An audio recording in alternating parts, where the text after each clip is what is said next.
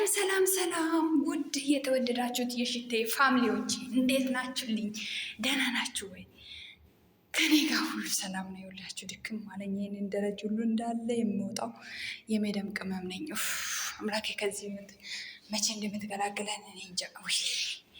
እና እንዴት ናችሁልኝ? ደህና ናችሁ ወይ? ከኔ ጋር ሁሉ ሰላም ነው፣ እግዚአብሔር ይመስገን። ከእናንተ ጋር ሁሉ ሰላም እንደሆነ እንዲሆን ምኞቴ ነው ውዶቼ። እና እንዴት ናችሁልኝ? ደህና ናችሁልኝ ወይ? እና ሄርሜላ እንግዲህ ወንድሟ አብርሽ አንቺን አይፈልግሽም፣ አብርሽ አትበይ፣ አርፈሽ ተቀመጪ፣ የራስሽን ህይወት ኑሪ፣ ዝም ብለሽ አብርሽ እያልሽ እኛንም እያስከፋሽ ነው፣ ቤተሰቦቻችንም እየተከፉብሽ ነው። ስለዚህ አብርሽ የምትዩን ታይና የራስን ህይወትሽን ምሪ፣ ከራስሽ ጋር ሁኚ፣ ከቀልብሽ ጋር ሁኚ። እና የምናየው ነገር የምንሰማው ነገር ደስ አይልም ብሏል። እውነት ለመናገር ማለት ነው። እውነት ለመናገር እሷ ደግሞ ምናለች መልሳ፣ እሱ ላይ እንዳልፈለገኝ ነገር ምንም እቅጩን ነገር አልሰማሁትም። ከዚህ በፊት የኔ እናት ምስኪን ነሽ እኮ የኔ እናት፣ ወይኔ ከዚህ በፊት ወድሻለሁ ብሎኛል። ከዚህ በፊት ወድሻለሁ ብሎኛል። አሁን አላለኝም እንጂ ከዚህ በፊት ወድሻለሁ ብሎኛል። ወድሻለሁ ማለት ብቻ ለህይወትሽ በቂ ብለሽ ታስቢያለሽ? ሄርሜላ እንዴ ልጅነት አለብሽ ነበር። ምንድነው ሀሳብሽ ግን? እውነት ወንድምሽን እግዚአብሔር ይስጠው። በዚህ አጋጣሚ ከሁሉም ነገር እየተከላከለልሽ ነው። ከሁሉም ነገር አንቺ ጋር እየሆነልሽ ነው። እግዚአብሔር ይስጠው። በዚህ አጋጣሚ ወንድምሽን በጣም ነው የማመሰግነው። በደንስች ስም እውነት በጣም እናመሰግነዋለን። ወንድምሽ ሁሌም ለአንቺ ግንባር ሆኖልሽ ነው ያለው። እውነት ለመናገር እጅግ በጣም ጥሩ ሰው ነው። እውነት ሲናገር ረጋ ያለው እንደ ወጣት ቅዥቅዥ አይልም፣ ክልፍልፍ አይልም። ረጋ ያለው ሰከን ያለው ልጅ ነው። በዚህ አጋጣሚ በጣም ነው የምናመሰግንህ የሄርሜላ ወንድም። ይህንን ቪዲዮ ከሰማክ እንግዲህ ታላቅ ከአክብሬታ አለኝ ለአንተ። ያው ሄርሜላም ከብዙ ነገር ለመጠበቅ እየሞከርክ ነው። አይሆንም ይሄ ነገር። ከዚህ በፊትም ተናግረሃል አንተ፣ ከዚህ በፊትም ተናግረሃል። ይሄ ነገር ይቅርብሽ፣ ይሄ ነገር የሚሆን ነገር አይደለም ብለህ ምንም ደስተኛ አልነበርክም ከሁኔታ ስንረዳ ማለት ነው። ነገር ግን አሁን ደግሞ ይኸውልህ እንደምታየው አንቺን እንደሚፈልግሽ ምንም ነገር ማስረጃ የለሽም። ምንም ነገር እንትን አላልሽም። ከዚህ ህይወት ውጥንቅጥ ውጭና የራስሽን ህይወት ጀምሪ ብለህ እየመከርካት ነው። እሷ ግን ያው አሻፈረኝ እያለች ነው። ነገር ግን ያው እኛም እንደተለመደው ሀሳባችን አስተያየታችን እንጨምርበታለን ማለት ነው። ከኛ እንትን ያለው እውነት ሄርሜላ አብርሹ እንኳን ወደ እሷ ሄርሜላ ቢሄድ እንኳን ጥሩ ኑሮ አትኖርም። እውነት ለመናገር የተረጋጋ ኑሮ አትኖርም። የሰው ጊዜ ምን ጊዜም የሰው ነው። የሰው ምን ጊዜም የሰው ነው። የሰው ነገር ምን ጊዜም የሰው ነገር ነው። አይጠቅምሽም።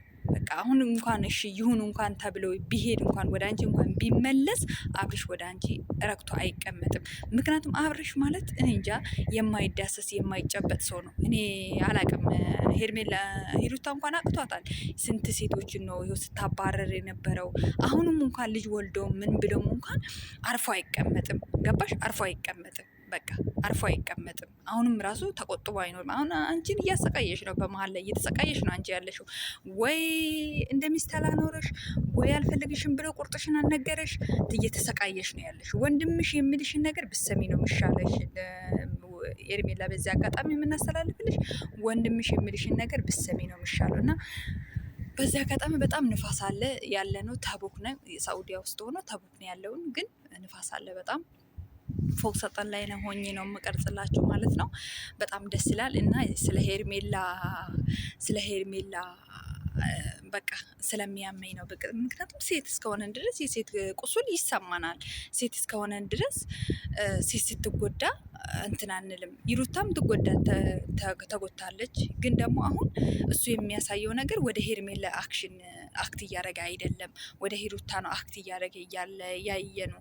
በእርግጥ እሱ ወደ ሂሩታም ወደ ሄርሜላም ሙሉ ለሙሉ እንትን አላለም። አለ አይደለም፣ እየወላወለ ነው። እንዴት ነው? እንደ ንፋስ እየወላወለ ማወላወል በቃ አለ አይደለ? እየወላወለ ነው። ስለዚህ እንቅጩ ነገር አልፈልጋችሁም፣ ወደዚህ ከህይወቴ ወደዛ ውጡልኝ፣ እኔ ራሴን ማረጋጋት እፈልጋለሁ ይላል እንጂ የሆነ የቆረጠለት ነገር የለም። እና አብርሽ በዚህ አጋጣሚ ይህንን ቪዲዮ የምሰማ ከሆነ ልጅቷን አታሰቃያት ሄርሜላን፣ ወይ ራስሽን ህይወት ኑሪ ብላት መንገዷን እንድትመራ እንትን በላት። እቅጩን ነገር ንገራትና ከህይወትክ ትውጣ በቃ። ወይ እዚህ ጋር የልጅህን እናት እንትን አላልካትም። ዝም ብለህ በባዶ መንገድ ሴቶቹን አታሰቃያቸው። የሴት ግፍም ይዝካል፣ የሴት ጡርም አለ፣ የሴት ግፍም አለ። ሴት ረገመ መጥፎ ነው። በተለይ እናት ግና ሴት፣ አንተም እህቶች አሉክ፣ አንተም ወንድሞች አሉክ። እህትክ ናት ማለት ነው፣ እናትክ ናት ማለት ነው። ሴት ልጅ ማለት ቀላል አይደለም። የሴት እርግማን ደግሞ ይደርሳል እና ወይ ከአንዳቸው ሁንና ሴቶቹን አታሰቃያቸው፣ ሴቶቹን አታፋጃቸው። ከአንዳቸው ሁን ነው የምለው እኔ። ከአንዳቸው ሁንና በቃ እኛም ቁርጣችን እንወቅና እንቀመጥ። እንደዚህ አብርሽ ዛሬ የምንለቀቀ አብሩ ሄርሜላ ዛሬ የምንለቀቀች ይሩታ ዛሬ የምንለቀቀች ብለን እኛም የዚህ ስጋት ያዘን። ወይ አንድ ላይ ሆናችሁ አላሳያችሁን፣ ወይ ተለያየታችሁ አላሳያችሁንም። በተረፈ በጣም ነው የምወዳችሁ፣ በጣም ነው የማከብራችሁ። በዚህ አጋጣሚ ሄርሜላ አይዞሽ፣ እግዚአብሔር እርዳሽ፣ እግዚአብሔር ከአንቺ ጋር ይሁን። ወዳችኋለሁ። እሺ